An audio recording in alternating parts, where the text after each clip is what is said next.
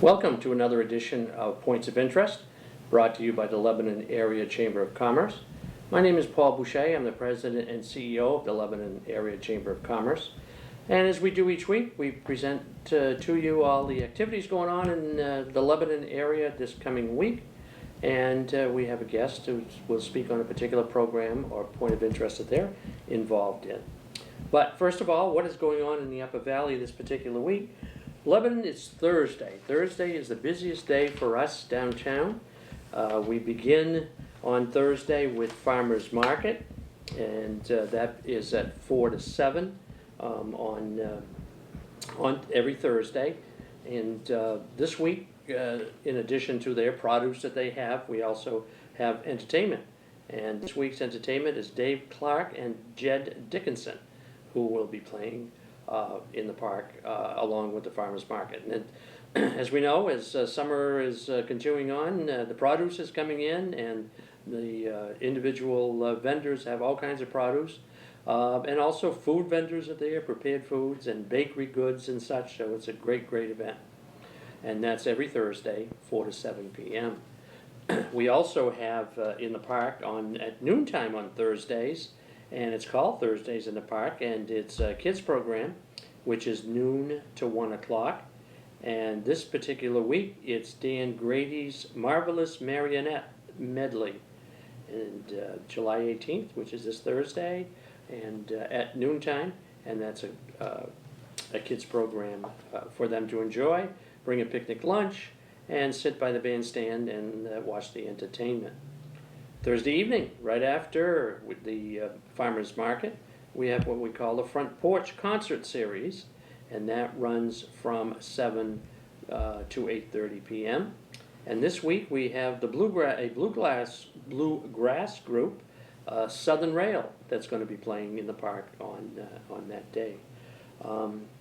Following Monday, we have the concerts in the park, and this.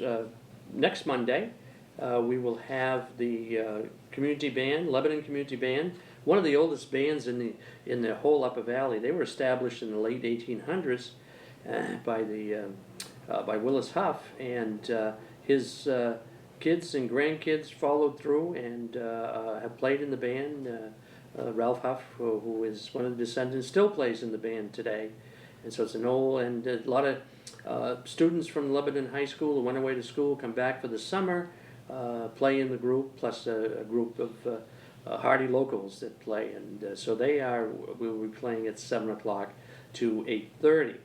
Prior to that, though, this week, we have a classic car show, and that will begin at 5:30 in the park.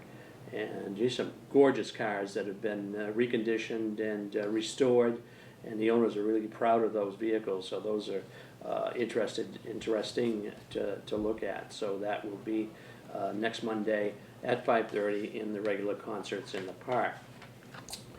We have in the environs of the Upper Valley, we have a Sound of Music is playing. Sound of Music has played this past weekend at the Lebanon Opera House to a packed crowd. It's probably with this warm weather, it's a nice place. The Opera House is fully air conditioned, so people want to get out of the hot weather and come enjoy a great performance. This particular week, they are playing on Friday, Saturday, and Sunday, and 7:30 p.m. Performances, and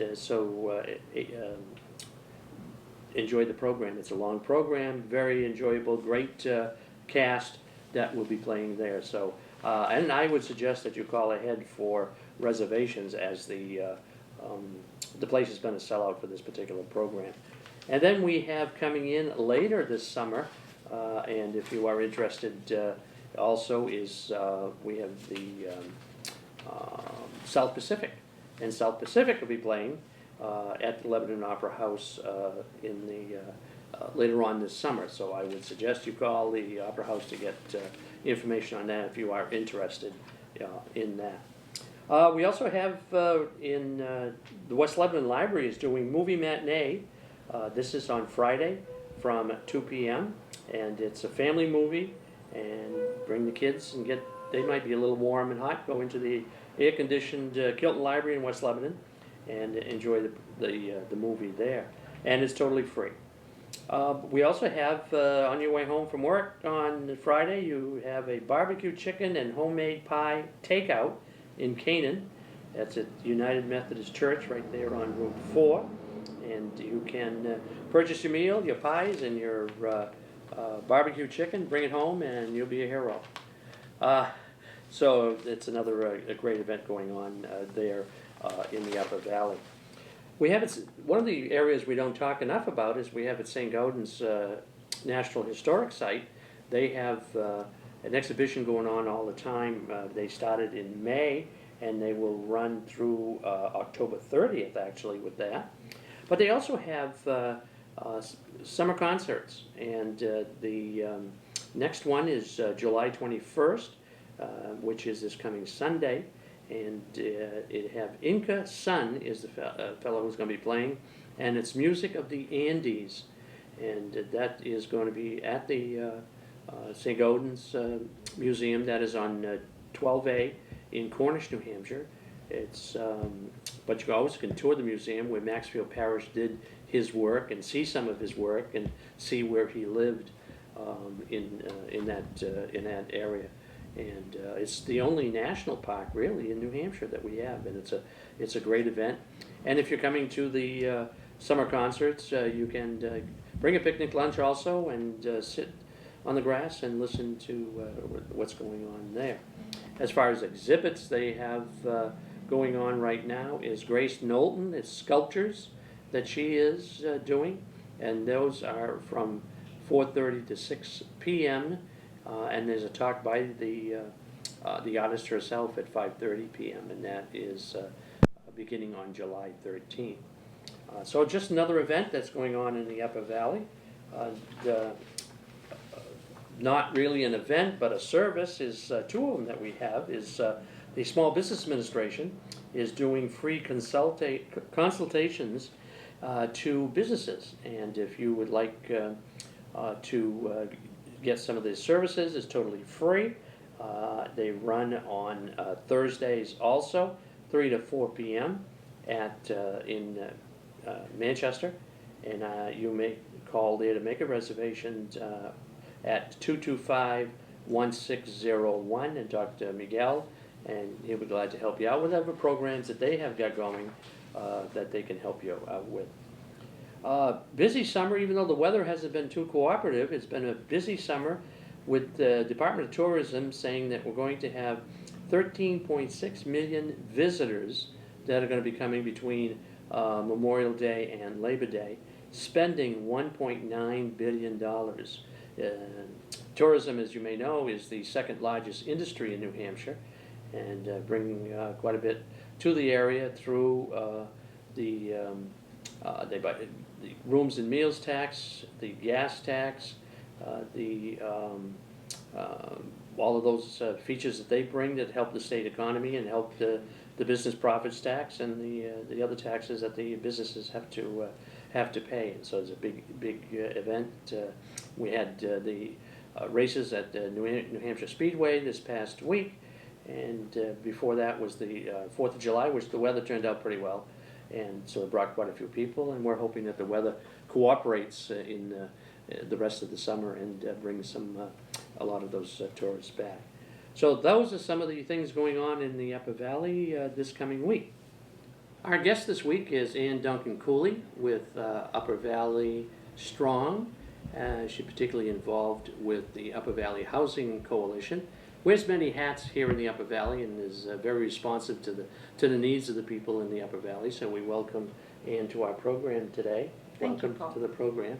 Ann has been on before. We were talking about the issues that we were having with Hurricane Irene. Right.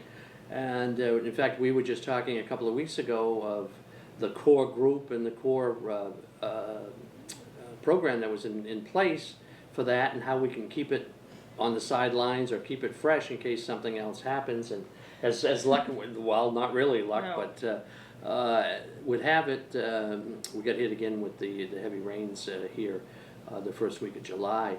So Ann pushed the button and got everybody involved, and going to talk about that particular program today. So welcome to the program again. Thank you, Paul. And how did you get involved in this? You're an attorney by trade, aren't you? Yes, it seems a long time ago now, Paul, but yes, I have that background, and I've been at the Upper Valley Housing Coalition now for about 9 years, but didn't really have any particular background in disaster recovery before Irene came through here 2 years ago, August. But you started as a volunteer and became as a full-time person eventually? Well, actually, Upper Valley Strong is a collaboration of a lot of groups. And so when the flooding happened here a couple of weeks ago, we kind of emailed around and said, well, should we try and do something in Lebanon? And the answer was a resounding yes. So without having done a lot of particular planning or a lot of discussion, we decided being responsive and acting quickly was really what we needed to do. So we did. It did, and it worked out very well. The people have turned out.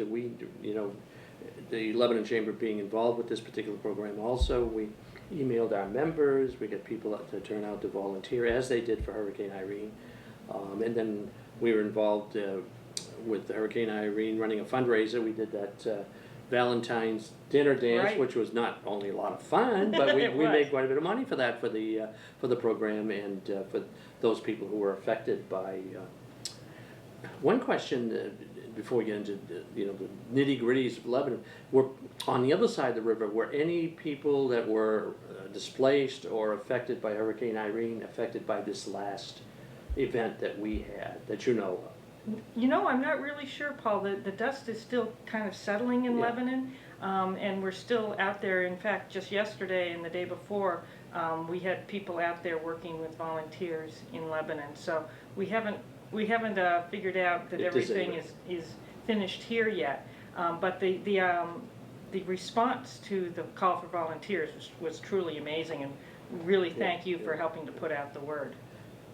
We have not heard or seen anything of any evidence that on the Vermont side that they were affected by this. It was mostly New Hampshire's turn, I guess. Well, there was some flooding in Windsor. Okay. There was also some in Plainfield and in Claremont. Okay. But as far as I know, Lebanon really took the brunt this time around. Of the program. Yes. So give us a bit, status, where we're at and where do we need to go? Because we need to go, still some distance to go.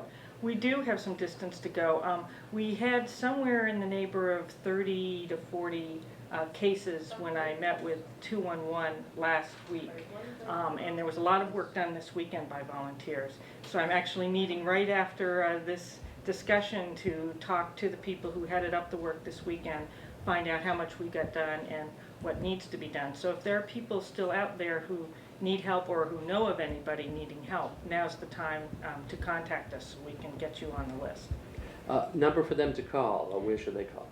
We have a website, uvstrong.org, and it has both a I need help survey you can fill out telling us what you need, and an I want to help, which is a place for people to volunteer.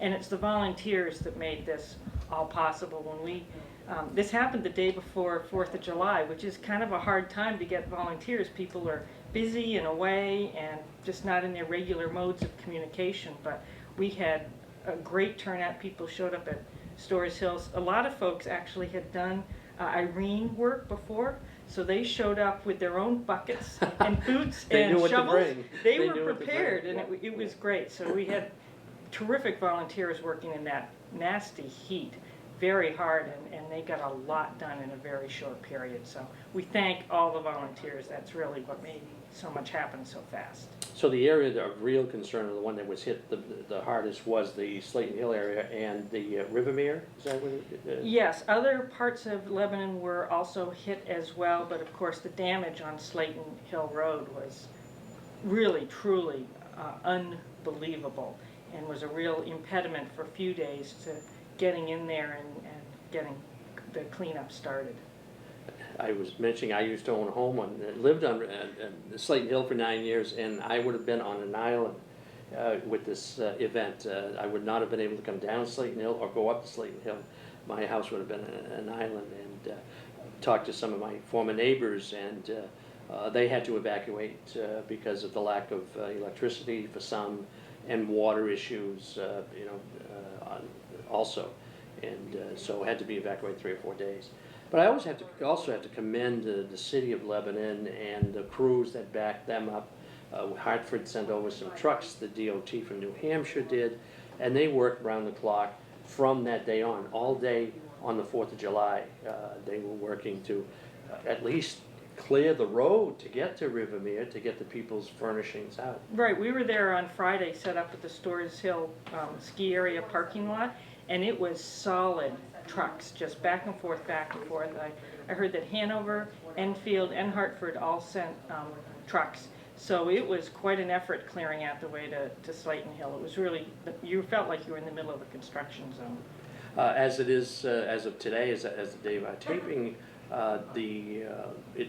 Slayton Hill is still restricted to residents only, and only in one direction actually still at this time, because just a little bit up the road, it was just unbelievable, the disaster. The whole road is just gone. So they got at least one lane open for the residents. To my knowledge, all the residents up there are been back in their homes, but these from Rivermere are going to be displaced for a while. Most of the Rivermere residents we were able to move back, once again with the help of volunteers, on Sunday. So the majority of folks are back in there. The people that are not back in there, we're helping move their furnishings and get them settled to wherever they are temporarily. So there's been a lot of very hard work on the part of both the volunteers and the Twin Pines Housing Trust staff to take care of the needs of those folks.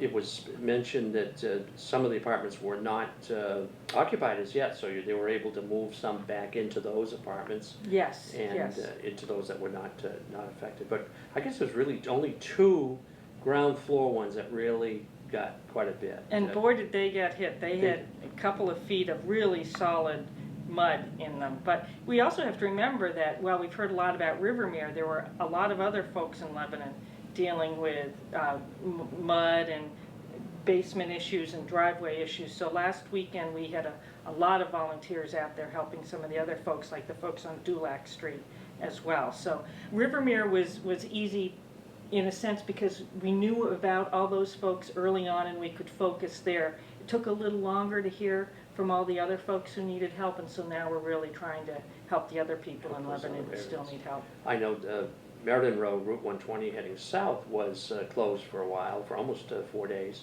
and affected some of the people there. You had to go around. Blueberry Hill was another area that was hit, and Forest Avenue. And Shaw Street. Shaw Street came down Forest onto Shaw, onto Kimball Street, near where I live now.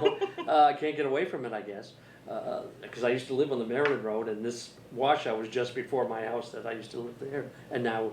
But it was unbelievable, the dirt and the mud that came down from Forest down to Shaw Street and Kimball Street, eventually. And just to this day, there's still quite a bit of sand there now. You asked for volunteers, but do we need some financial aid or food, or to be brought to a particular location that you know of? Listen has been seeing an increase in their need on the food shelf since this happened. So I would say if you're interested in helping with food donations, either there or the Upper Valley Haven was very helpful in restocking the refrigerators of some of the people who were without electricity and therefore lost food. We do have a flood fund set up at the Upper Valley Haven, so if you are interested in that, we have that ability to designate funds for the Lebanon flooding. We have come across folks who've lost their furnaces, lost their water heaters, and are going to have some pretty expensive repairs. So that's the need we're still trying to get our arms around, but there are going to be some folks who are looking at some pretty big repair bills, and insurance doesn't look like it's kicking in a lot of these Correct. cases. Usually, insurance, homeowners does not pay for that, that type of thing. And people didn't have flood insurance. Some didn't have flood insurance. Right. And so, that happens. But I know FEMA came in and talked to, the governor's been here twice to look over and make sure that things were moving as they were supposed to, and met with the city council, city manager was there, and so to look at the damage. And so if FEMA comes in, there'll be assistance to the city for the costs they incurred Right. in Flint, because it was, 24 hours a day, for 4 or 5 days. So they're ready to do that. But unlike in Irene, the level of damage to homes did not rise to the level of a presidential declaration for individual assistance. So there's not going No, to be the type of assistance for correct. individuals that there was in Irene. Correct. So good news is we didn't get that much damage. Bad news is the funding doesn't flow because there wasn't that much Because it was damage. that, right. So as part of the program, Ann's going to hook up some pictures showing the volunteers doing some work in some of the buildings that were affected by the storm. And I was here in the office looking out the window, and I could not believe how fast that was coming down. And so you'll see a lot of those pictures that we're taking, and you'll be able to see that. And again, the contact person Is me. My email address is uppervalleystrong@gmail.com, and you can check out our website, find out. It hasn't been updated a lot since Irene because we didn't know Yeah. this was coming, and it says Irene everywhere on it, but we are working to help the people who've been affected by Lebanon flooding. So if you want to volunteer or help, that's the way. Or if you know somebody who needs help, we're still Yes, wanting that's to know important about also. that. Yes, yeah, excellent. Well, Ann, we thank you very much for being with us Thank you, today, and bringing us up to date where we are, and let's hope that the rest of the summer does not bring other situations like we've had already. So with another program of Points of Interest brought to you by the Lebanon Area Chamber of Commerce, and we'll be back next week with another program. Until then.